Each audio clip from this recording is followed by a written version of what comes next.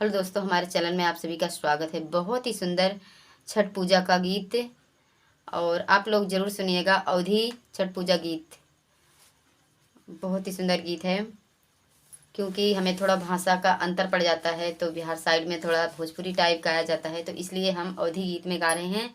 अवधी भाषा में आप लोग सुनिएगा तो बहुत ही गीत गाने में बहुत ही अच्छा लगेगा। आप सब गाइएगा और हमारे चैनल को सब्सक्राइब करें और कमेंट में ज़रूर बताएं।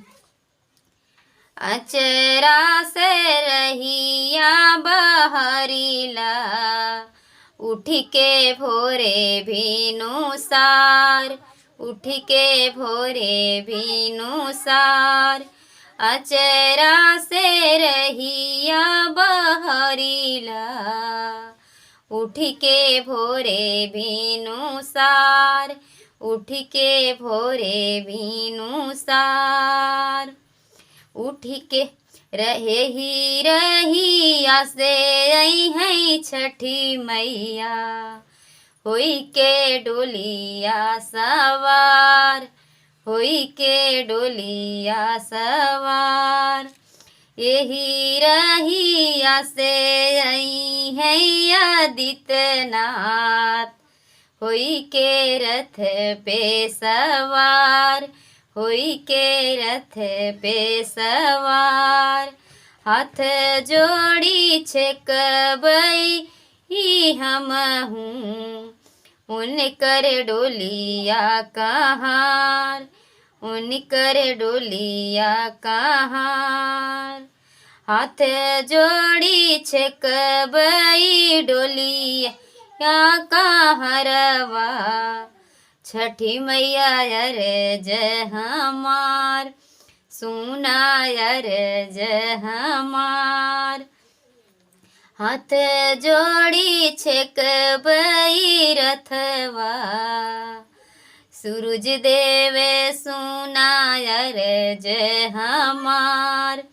हाथ जोड़ी छेकबई रथवा, सूरज देवे सुना अर्ज हमार।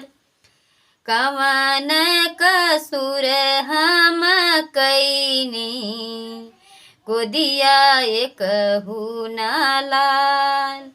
कवन कसूर हम कैली, गोदिया एक ना लाल, गोदिया एक ना लाल।